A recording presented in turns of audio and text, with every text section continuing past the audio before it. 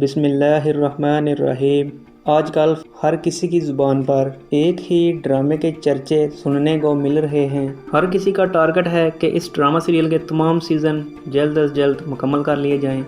یہ ڈرامہ نہ صرف مسلمانوں بلکہ ظلم میں گرفتار ہر قوم کے لوگوں کے لیے مشعل راہ ثابت ہو رہا ہے، جس میں ظلم کے خلاف آواز بلند کرنے اور حق بات پر قائم رہنے کے لیے کسی بھی طرح کی قربانی سے دریغ نہ کرنے کا سبق دیا گیا ہے۔ یہ ڈرامہ نہ صرف ایک مصنوعی اسکرپٹ یا کہانی ہے بلکہ ایک حقیقی دور کی ترجمانی کرتا ہے۔ وہ حقیقی دور جب مسلمانوں نے ایمان، اتحاد اور یقین کامل کا بہترین مظاہرہ کرتے ہوئے ساری دنیا پر حکمرانی کی۔ یہ وہ دور ہے جو خلافت عثمانیہ کہلاتا ہے اور جس میں مسلمانوں کی حکمرانی کا ڈنکا مشرق سے مغرب اور شمال سے جنوب تک سنا گیا۔ ناظرین، ہم آج بات کر رہے ہیں ڈرامہ سیریل ارطغرل کی۔ ڈیرلس ارطغرل محض ایک ڈرامہ نہیں بلکہ جذبہ ایمانی کا محرک ہے، اور اس کو دیکھنے والے اپنے دل میں ملاوٹ ایمان محسوس کرتے ہیں۔ یہ ڈرامہ جذبہ جہاد کو زندہ کرتا ہے، باطل کی سازشوں کے خلاف اللہ کی مدد اور قوت ایمانی پر انحصار کرنا سکھاتا ہے۔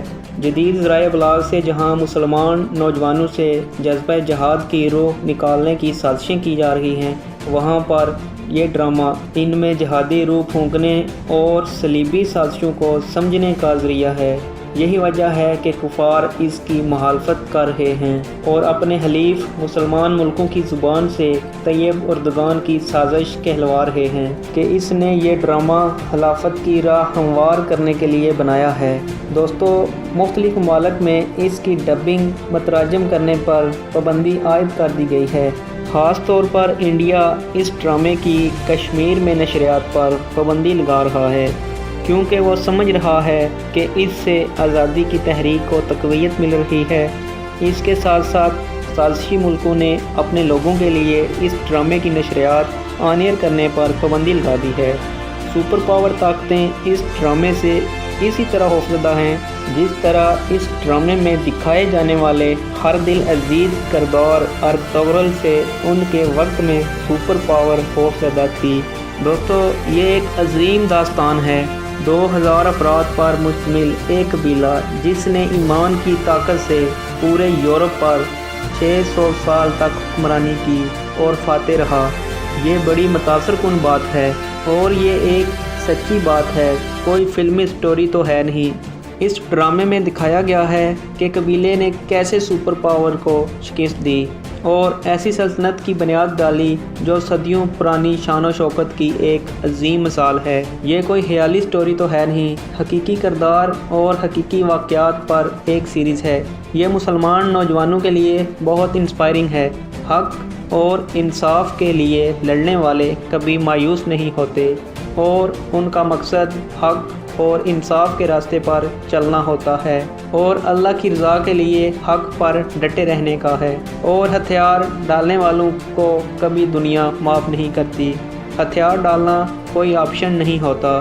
یہ ڈرامہ 150 سے زائد ملکوں میں ترجموں کے ساتھ نشر ہو رہا ہے اور دنیا میں سب سے زیادہ دیکھے جانے والا ڈرامہ بن گیا ہے۔ اس ڈرامے نے مسلمان نوجوانوں کو اپنا کھویا ہوا مقام خلافت عثمانیہ واپس حاصل کرنے کے لیے پرجوش کر دیا ہے۔ اخبار واشنگٹن پوسٹ اور نیو یارک نے اس ڈرامے کو ایک خاموش پیغام قرار دیا ہے۔ عرب دنیا میں پابندی لگا دی گئی ہے۔ سعودی عرب اور مڈل ایسٹ براڈ کاسٹنگ نے اس کو اپنے ٹی وی نیٹ ورک سے ممنوع کر دیا ہے۔ اس کی مقبولیت اور بڑھ گئی ہے اور لوگوں نے آن لائن دیکھنا شروع کر دیا ہے۔ عرب ممالک میں ویورز کی تعداد کروڑوں میں پہنچ چکی ہے۔ عرب قومیت کا کارڈ کھیلنے کی کوشش کی گئی ہے، کوئی ترکیب کامیاب نہیں ہوئی تو بات فتووں تک پہنچ گئی ہے۔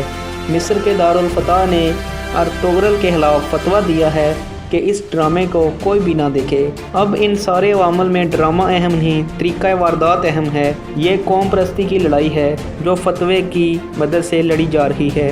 سمجھنے کی بات یہی ہے کہ تاریخ میں مسلمانوں کے ساتھ یہی ہوتا رہا ہے۔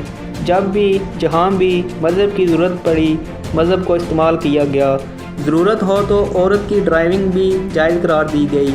ضرورت ہو تو فلسطین کو شرعی تقاضا بنا کے امت کا مسئلہ بنا دیا جائے۔ پھر جب بھارت کی معیشت نظر آئے تو کشمیر صرف پاکستان کا مسئلہ بنا دیا جائے۔ گزشتہ سال دسمبر میں یہ خبر سامنے آئی کہ وزیر اعظم عمران خان کی طرف سے ہدایت کے مطابق اس ڈرامے کی اردو ڈبنگ کی جائے گی۔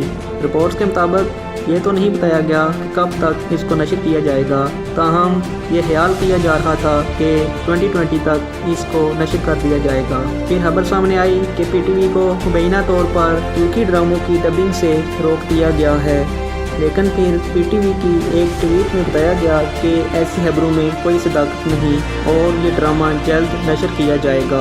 اس ڈرامے کو ترکی کا گیم آف تھرون بھی کہا جا رہا ہے اور اس ڈرامے کو 13ویں صدی کی فتوحات کے حوالے سے بھی بڑی اہمیت حاصل ہے۔ اس ڈرامے کی کہانی ارطغرل نامی بہادر مسلمان سپہ سالار کے ارد گرد گھومتی ہے، جنہیں ارطغرل غازی بھی کہا جاتا ہے۔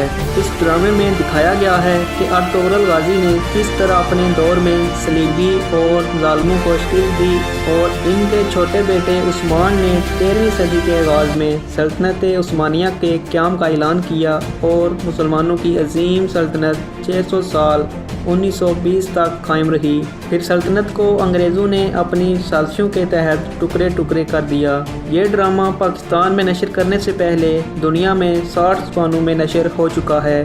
اس ڈرامے کو ابتدائی طور پر 2014 میں TRT پر نشر کیا گیا اور اب یہ نیٹ فلکس سمیت دیگر آن لائن اسٹریمنگ چینلز پر موجود ہے۔ تو دوستو، آپ سب سے گزارش ہے کہ آپ بھی یہ ڈرامہ ضرور دیکھیں اور اپنے اسلاف کی تاریخ سے آشنائی حاصل کریں۔ بلا شبہ یہ ڈرامہ ایک عظیم اور عظیم کرداروں سے آشنائی کرواتا ہے۔